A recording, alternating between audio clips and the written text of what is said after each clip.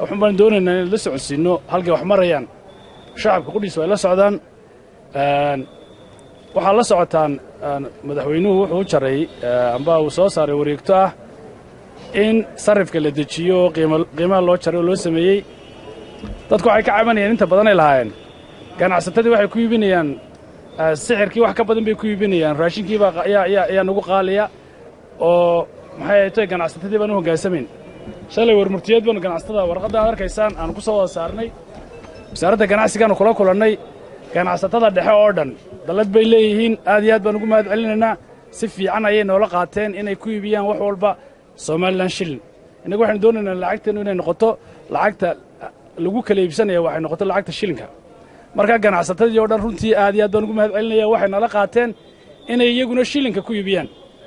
dadku markaa inay lacagtii aaminaan baa horta ugu muhiimsan dadku lacagtii bay aamini leeyihiin problemku waa kaa lacagta haddii aad aamini weyno waxa weeyaan sarifku daalkiisii u ahaanaya maanta waxaan isugu yeedhnay halkan waxa weeyaan qoladii u tuntuunta weyneed ee qaadka oo halkan ay wada joogaan dhammaantood shirkadii kala duduwanaa oo runtii ah lacagta u badan kuwa qabta iyo sarriflayaashii oo halkan idinka muuqda dhammaantay waxaan isla garanay in lacagtaa loo qadaray ah 7,000 gacanta dambe inay noqoto gacanta horena 6,800 sarriflayaashu markii hore waxay lahaayeen gacanta dambe way garan lahaayeen oo iskaga qarsadeen gacantii hore waa loo kala saaray maanta in 6,800 waa gacanta hore gacanta dambena 6,700 hamsa waa 7,000 gacanta dambena waa 7,000 weey sidaa daraaddeed waxaa la doonayaa dadka shacibkuna inay aanay suuq madow iyo wax kale aanay isku wareerin wax waliba sidiisay u fadhiisan doonaan war haddii iskuulladii iyo madrasadihii iyo malcaamadihii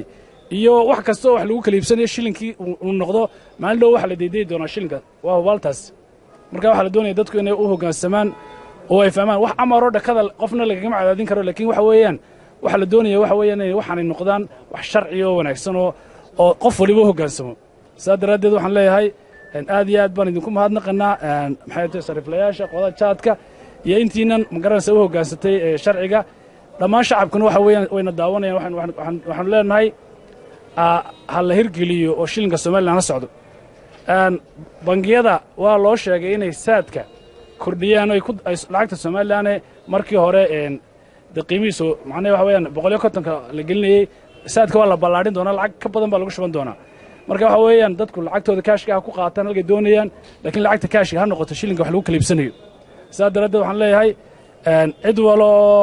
oo macnaheedu arrintaa ka hor timaada runtii waxa weeyaan dee waa qof qarankii ka hor yimi wax dhibaatana mala dee ganacsatada iyo sariflayaasha iyo jaadlayaashaba